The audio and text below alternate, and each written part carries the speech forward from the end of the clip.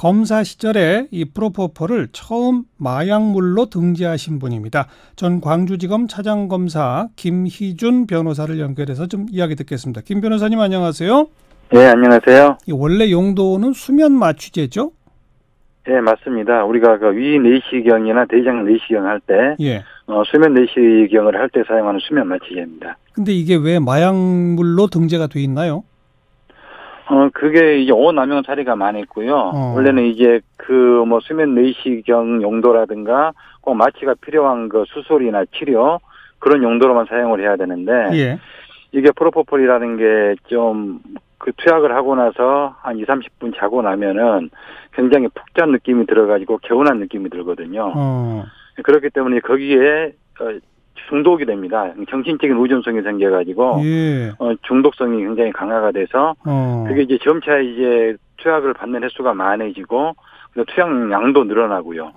그래서 이제 그게 일정 한계를 넘어가면 사망에까지 이를 수 있고 해서 이걸 마약류로 지정할 필요가 있겠다 싶어서 마약류 지정 건의를 해서 마약류로 등재를 시켰습니다. 김희준 변호사가 검사 시절에 마약류 등재 신청을 했다는 거 아니겠습니까?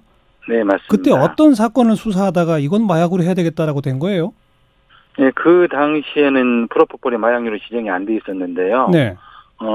강남 지역에 있는 성형외과나 피부과, 산부인과 같은 데서 원래 수면 마취제 원래 용도로 사용을 하지 않고 형식적인 시술을 하면서 굳이 수면 마취가 필요 없는데 형식적인 시술을 하면서 프로포폴을 투약해 주는 그런 병원들이 있었어요. 그래서 그걸로 해서 이제 전문적으로 수입을 많이 벌어들이고 그런데 그걸로 인해서 이제 사망 사건도 가끔 발생을 하고 해서 그 사건을 수사를 하면서 그때 제가 처벌을 한 게 의사들을 무면허 의료 행위로 처벌했었습니다.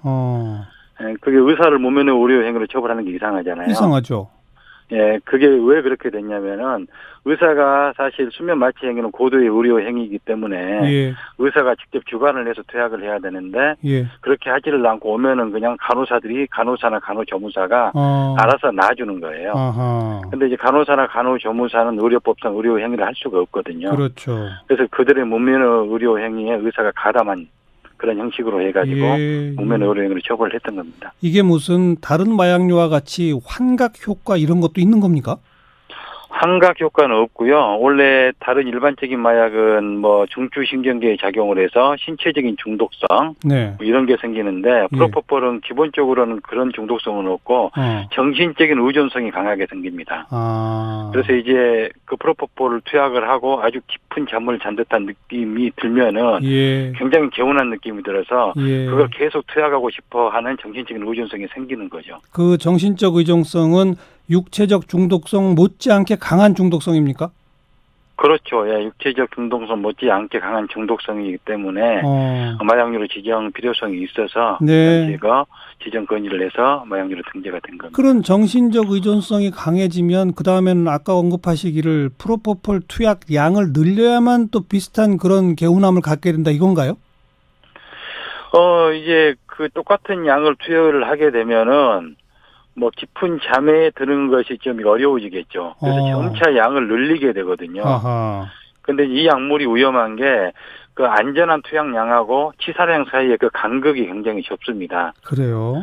좁아서 이제 일정 한도를 넘어가면 그게 사람이 죽음에 이를 수가 있거든요. 근데 문제는 그때 이제 점차 깊은 잠에 들어가지고 깨어나지 못할 상황이 되면은 그걸 깰 수 있는 일종의 해독제, 그 질경제라고 하는데요. 그런 질경제가 있어야 되는데 프로포폴 같은 경우에는 그에 해당되는 질경제가 없습니다. 없어요. 그래서 가다 투여했을 때 그대로 사망에 이르게 되는 거죠. 그럼 마이클 잭슨도 치사량의 프로포폴 투약받고 사망했다 이런 얘기가 있잖아요. 맞습니다. 마이클 잭슨이 사망한 약물이 마이클 잭슨도 이제 프로포폴을 계속 투여를 하면서 양을 계속 늘려갔던 것 같아요. 그래서 그 일정 한도를 넘어서면서 사망에까지 이르게 된 겁니다. 이게 지금 마약류로 등재가 돼 있다면 국가에서 전량에 대한 유통 관리를 하지 않나요? 의약품이면서 마약성 의약품이니까. 그 마약류로 등재가 되면은 그 마약류이기 때문에 마약류 관리 대장이나 마약류 통화 관리 시스템에 등재를 해야 되거든요. 그래서 구체적인 사용 내역이라든가 사용 횟수, 사용량 이런 것들 다 등재를 하도록 돼 있죠. 근데 작년에 나온 자료 보니까 건강보험심사평가원에 등재된 처방 숫자는 273만이 넘는데 마약류 통합관리 시스템에 등재된 건 184만이에요. 네. 273만과 184만의 차이는 왜 나는 겁니까? 그게 원래는 이제 사용을 하면은 마약류 관리 통합 시스템에 제대로 그때그때 등재를 해야 되는데 이게 주로 이제 프로포폴이라는 게 조그만한 그 병원 같은 데서 많이 사용을 하거든요. 예. 기본적으로 수면 마취제라는 게 프로포폴만 있는 게 아니라 미다졸람 같은 게 있습니다. 예, 근데 그 프로포폴이 가격도 좀 저렴하고 하기 때문에 효과도 빠르고 해서 조그마한 동네 의원 같은 데서 많이 사용을 해서 마약류 통합 관리 시스템에 그때그때 제대로 등록을 안 한 것이 그 원인으로 비춰집니다. 그 제때 그때 등록 안 해도 그러면 아무런 처벌이나 제재 대상이 아니에요? 행정적인 제재 대상이 되죠. 그래서 그런 부분에 대해서는 행정관청에서 철저하게 관리 감독을 해야 됩니다. 네. 지금 조금 아까 언급하신 작은 병원, 쉽게 말해서 개업한 동네 병원에서 지난 3년간 프로포폴 사용량이 3배 가까이 늘었다는 자료, 이거 맞죠? 예, 맞습니다. 그 얘기는 동네 병원 가서 나 프로포폴 주사 좀 놔주세요 하면 그냥 큰 장벽 없이 주사 놔준다는 얘기입니까?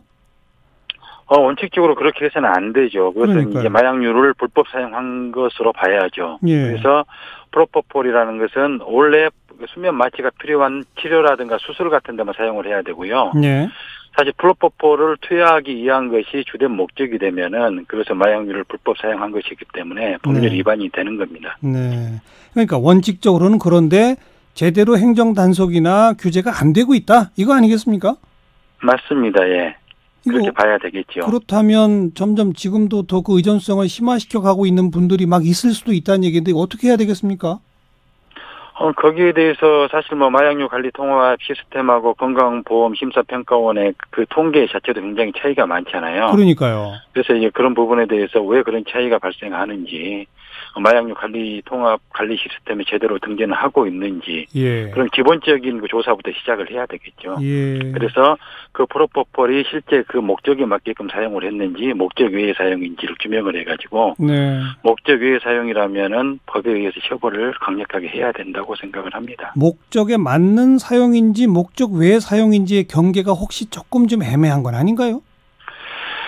제가 그때 수사를 했을 때도 그 당시 변명이 이 치료를 하는 데는 프로포폴을 사용을 해서 수면 마취의 필요성이 있어서 사용을 했다고 했었는데요. 사실 성형외과 같은 데 가면은 굳이 그 마취가 필요 없는 그런 시술들이 많거든요. 그래서 형식적인 시술을 하면서 프로포폴을 투여를 하는 겁니다. 그래서 이제 그런 부분은 사실 이게 수면 마취가 필요한 치료인지 아닌지 그게 명확히 구분이 되거든요. 조사를 해보면은. 조사해보면 나온다? 그렇습니다. 그래서 그 구분은 그다지 어렵지 않다고 판단이 됩니다. 이거는 계속 간간히 잊어질만 하면 프로포폴 논란이 있는데 우선 정부와 이 건강보험심사평가원 등등이 빨리 좀 뭔가 제도적 개선책을 만들어야 될 것 같습니다. 여기까지 저도 그렇게 생각합니다. 네, 고맙습니다. 네, 감사합니다. 전 광주지검 차장검사 김희준 변호사였습니다.